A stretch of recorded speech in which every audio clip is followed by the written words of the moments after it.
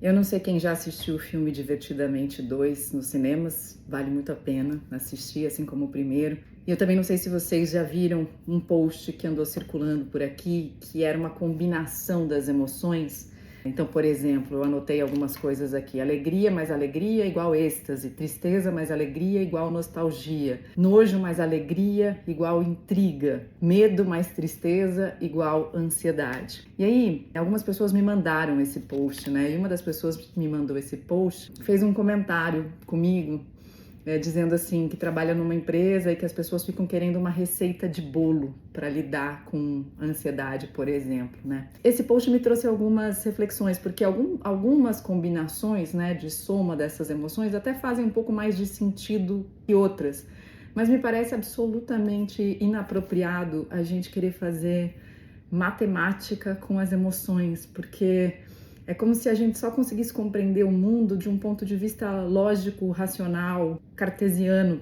pitagórico. E o que a gente está precisando urgentemente compreender é que a subjetividade ela é muito mais complexa e inexata. E ela, apesar de ser individual, ela também depende de todo o contexto no qual a gente está inserido. Então tudo isso é interdependente, as combinações são infinitas. Se a gente tivesse que falar matematicamente e tão infinitas quanto inalcançáveis, incertas e imprevisíveis, né? Então, eu fiquei pensando nessa história da receita do bolo e todo mundo quer, né? Uma pílula mágica, uma dica infalível e a receita do bolo. E talvez o que a gente precise compreender do ponto de vista das emoções é que se a gente tiver uma receita de bolo para dar, essa receita é quase como aquela receita de família que alguém um dia contou para outra pessoa e essa história foi se perdendo ao longo do tempo, justamente para que cada pessoa que recebeu aquela história, aquela receita, fosse acrescentando ingredientes próprios.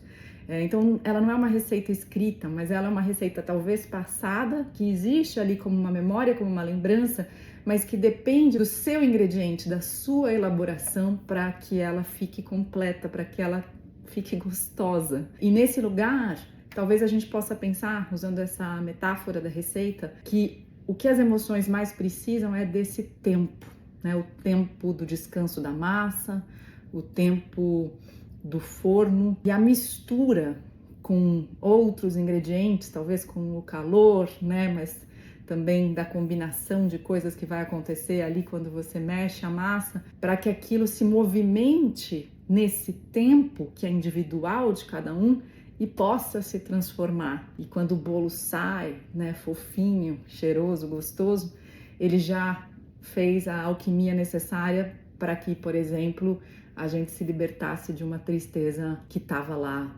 pesando no nosso ser. Então, a pílula mágica, a receita do bolo, a dica infalível, elas todas pressupõem um imediatismo que a gente não pode ter quando a gente está falando da nossa subjetividade, das nossas emoções. A gente precisa de tempo para elaborar tudo isso.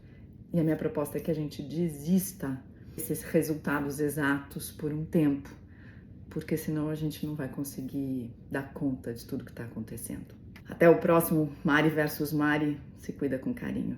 A gente se vê.